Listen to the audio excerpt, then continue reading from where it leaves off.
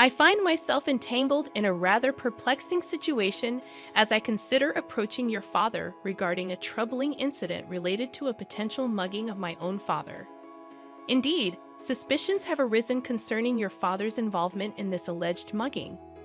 Currently, he is situated at home. Would you be open to allowing me a brief audience with him for an inquiry?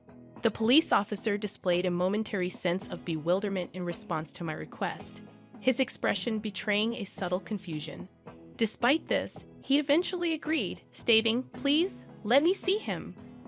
Consequently, I led the police officer into the confines of my home, unlocking the door to reveal my father's presence. Upon beholding my father, the police officer was visibly taken aback by the unexpected revelation. This incident transpired a few months ago, and as I reflect upon it, I feel compelled to share a bit more about myself. My name is David, and I am currently a fourth-year university student. Despite my aspirations to work for a prominent company, there lingers an unresolved dilemma within me. The decision revolves around whether or not to inherit my father's company. You see, my father holds the esteemed position of president at a modest factory. During my formative years, I harbored a desire to follow in my father's footsteps, aspiring to become a president like him. However, as I entered my rebellious phase, I distanced myself from this ambition, feeling a sense of embarrassment towards my father perpetually adorned in work clothes stained with oil. This sentiment persisted through my teenage years, and to some extent, endures even now. As I matured into adulthood and engaged in part-time employment, my perspective on my father began to shift. I developed a newfound respect for his tireless work ethic, which sustained not only our family but also supported numerous employees and their families. Yet despite this growing admiration, an underlying sentiment lingered. A perception that the conventional salaryman, donned in a suit and toiling diligently, possessed a certain allure absent in my father's occupation. The narrative takes an intriguing turn when, during a shopping excursion with my father, we were unexpectedly hailed from behind. Turning together, my father and I encountered Richard, a contemporary of my father's from high school. Dressed in a suit and on an external sales trip, Richard hailed from a prestigious corporation. In the course of our conversation, Richard casually inquired if my father had indeed assumed control of the family business. This revelation prompted Richard to express disdain for what he referred to as the dirty little factory managed by my father, emphasizing the incredulity that a high school graduate could rise to the position of president. Stunned by Richard's derogatory remarks, I found myself grappling with the realization that the factory in question was initiated by my grandfather, making my father the second-generation custodian of this familial legacy. I had long been aware that he had assumed control after graduating from high school. However, the revelation of a classmate mocking him caught me off guard. Richard maintained a silent smile while addressing my father. "So, did you manage to expand your father's factory? You did mention during high school that you intended to take over the company and make it bigger." To this, my father admitted, "Unfortunately, I lacked the business acumen, and that dream didn't materialize. It seemed inevitable that I excelled in practical skills but lagged behind in intellectual pursuits. Nonetheless, I felt relieved that our family didn't face financial ruin." Richard chuckled hardly, playfully slapping my father on the shoulder. "Well, David, we'll catch up at the next reunion. I've got more work to do," he added before leaving. My father looked slightly uncomfortable, prompting me to redirect the conversation. Suggesting a change of topic, my father proposed that we continue shopping. At that moment, I couldn't shake the feeling that my father's work had been belittled without any response from me. The internal debate about whether to take over my father's company or pursue a career at a prestigious corporation leaned decisively toward the latter. A few weeks later, fate intervened as my father's Alumni Association event took place at the bar where I worked part-time. Despite the bustling atmosphere, I managed to serve at the table hosting my father's gathering. Fulfilling my duties silently, I approached the room where the Alumni Association was held. My father warmly greeted me, introducing me as his son to those present. Though similar in appearance, I maintained a serious demeanor, responding awkwardly to the teasing of my father's inebriated classmates. Richard, seated nearby, noticed our interaction and remarked, "We met recently too, David, right? Are you planning to take over your father's small factory?" This question added another layer to my ongoing contemplation of my professional path. When I truthfully admitted to still contemplating my decision, an unpleasant alcoholic breath emanated from Richard, leaving me repulsed. Boisterously, he exclaimed, "Stop it. Your father's company is nothing extraordinary. David should consider working for a company like mine instead of inheriting such a lackluster business." Despite his inebriated state, Richard proceeded to boast about his professional achievements, narrating a career history that began as a mere assistant, but now claimed the head of accounting position.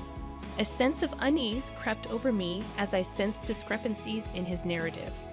I sensed that something was amiss, but I chose to keep my concerns to myself, wary of potential complications that might arise from challenging him. My father, on the other hand, seemed unfazed by Richard's inebriation, and, in fact, found the situation amusing. With a lighter mood due to his own inebriation, he asked Richard about changes in his department since their last encounter a few weeks ago.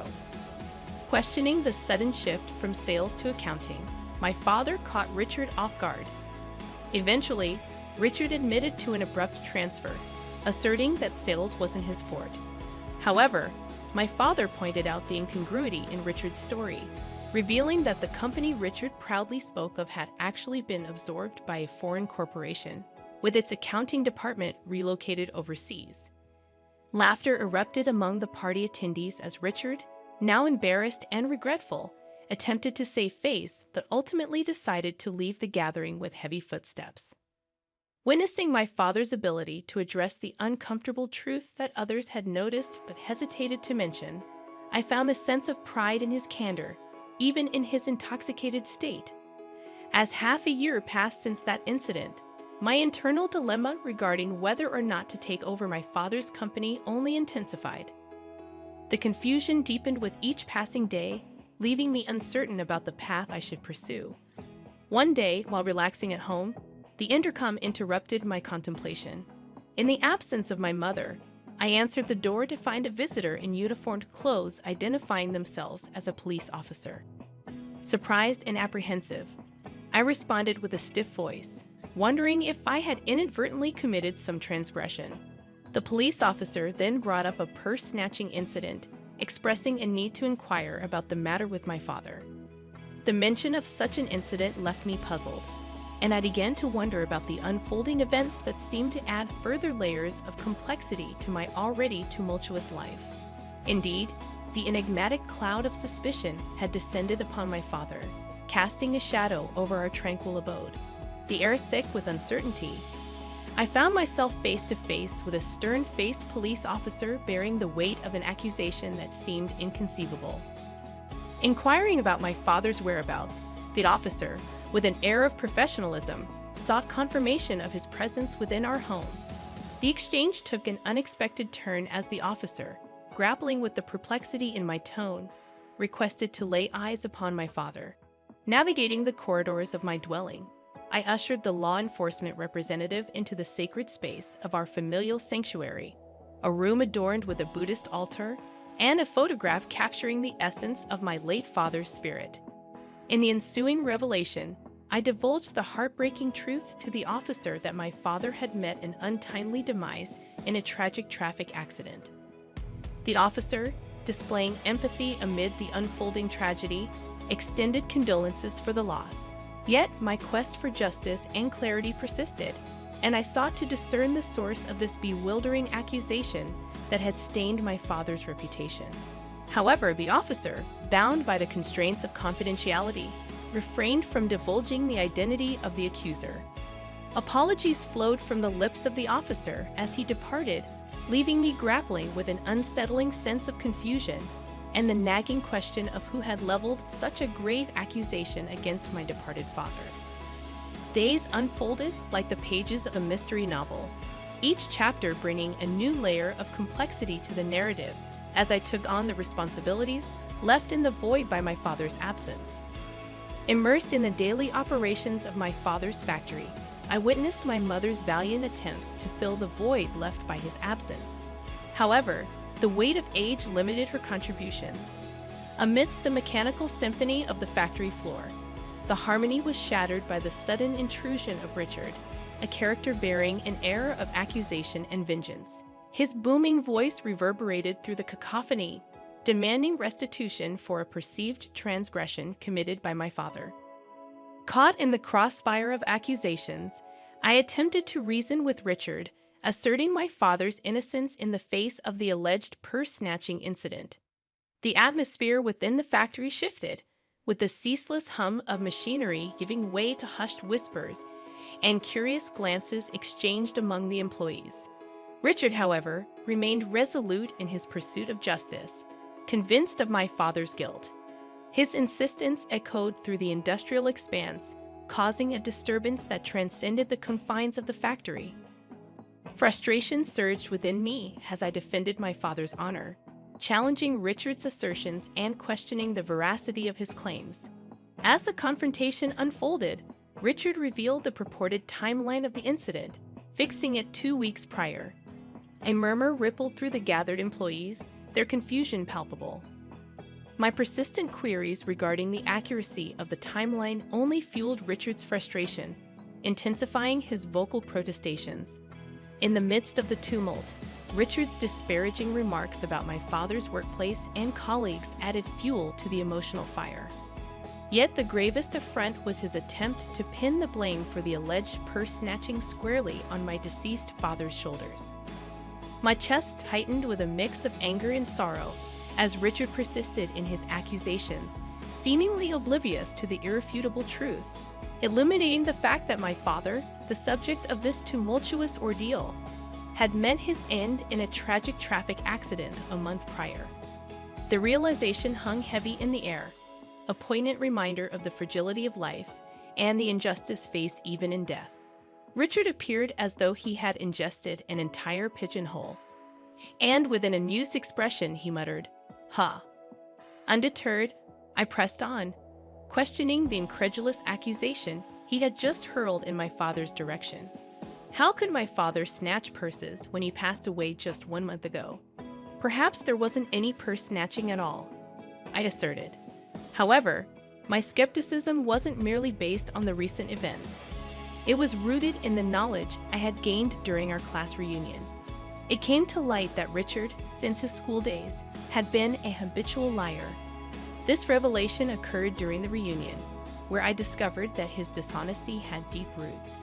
Moreover, it turned out that Richard had harbored a long-standing jealousy toward my father, dating back to their school days. This envy sprouted from a romantic rivalry. The girl Richard liked had chosen my father over him. This petty jealousy had fueled an unnecessary rivalry, leaving me unable to forgive Richard for attempting to tarnish my deceased father's reputation with baseless accusations. As Richard persistently asserted his unfounded claims, an interjection from another direction pierced the air. Someone emphatically shouted, "Your president wouldn't do something like that." Our president is a serious person who walks around with honesty, teaching technology, and encouraging independence. He always considers the well-being of the staff and business partners, prioritizing that over profits. The voices praising my father began to multiply, and I felt a mix of emotions, including shame for once thinking my father's work was embarrassing. Amidst the rising tide of support for my father, Richard, trembling and tearful, found himself on the receiving end of an unexpected defense of my father's character by the factory workers. It was a poignant moment that revealed my father's true standing among his peers. In the aftermath, I dealt the decisive blow to Richard by pledging to consult with the police over his false accusations against my father. Overwhelmed and unable to counter the mounting evidence, Richard raised his voice and fled the factory. True to my word, I reported Richard's false accusations to the police, supported by a recording of his statements made by a thoughtful staff member during the heated confrontation. The presence of irrefutable evidence expedited the legal process, leading to Richard's swift apprehension. His attempt to frame my father backfired, transforming his lie into a crime for which he paid a penance in jail. The relief I felt was palpable, knowing that Richard had received the comeuppance he deserved.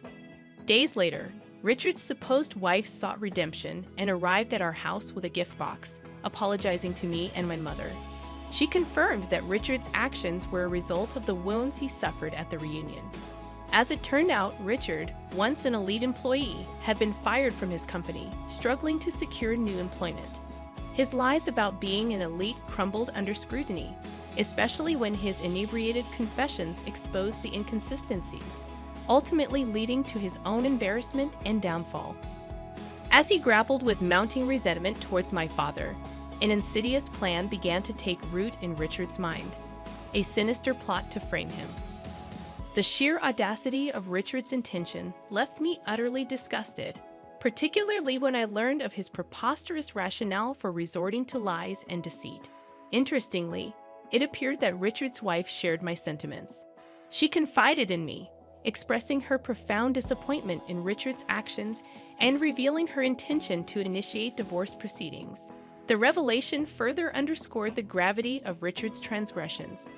Adding to the complexity of the situation was the fact that Richard, seemingly devoid of any familial ties, had no children waiting for him upon potential release from jail. This realization cast a somber light on his future prospects. Upon my graduation from college, I found myself at a pivotal juncture. The recent passing of my father weighed heavily on my mind, and I harbored concerns about the state of the company he left behind. Motivated by a dual sense of responsibility and an unshakable desire to honor the legacy of those who had supported my father during Richard's malicious lies, I made the decision to step into the role of leading the company. The decision was multifaceted. Firstly, I felt a genuine concern for the effective management of the company in the wake of my father's demise. Secondly, the impassioned voices of the staff members who had steadfastly defended my father resonated within me. Their loyalty and dedication fueled my determination to become a president who would be both loved and respected by the staff. This incident became a transformative moment for me. Armed with a degree in business administration, I recognized my ability to manage the aspects of the company that my father struggled with. However, I also acknowledged my need to learn from the dedicated staff members who possessed valuable insights into the technological facets of the business. The staff members, driven by a collective sense of loyalty and compassion, willingly imparted their knowledge to me, often emphasizing that their efforts were for the sake of my father. Their anecdotes painted a vivid picture of my father's greatness, and with each story, I grew more appreciative of the man he was. Confronted with the realization of my father's true worth, I found myself expressing remorse for not having recognized his greatness while he was alive. Speaking to his portrait after work, I couldn't help but feel a sense of shame as I looked at my oil-stained self. Yet, I began to view those stains as tangible evidence of my father's tireless work ethic. Determined to honor my father's legacy, I pledged to become a president who mirrored his virtues. I was resolute in my commitment to make his dream of expanding the town factory, a legacy passed down since my grandfather's generation, a reality. Addressing his portrait once again, this time with newfound determination, I spoke of my aspirations and felt an ethereal connection, as if my father were smiling down upon me. From that moment forward, I dedicated myself to working tirelessly, aspiring to become a president worthy of my father's legacy and realizing his dream of expanding the family's factory that had endured through generations.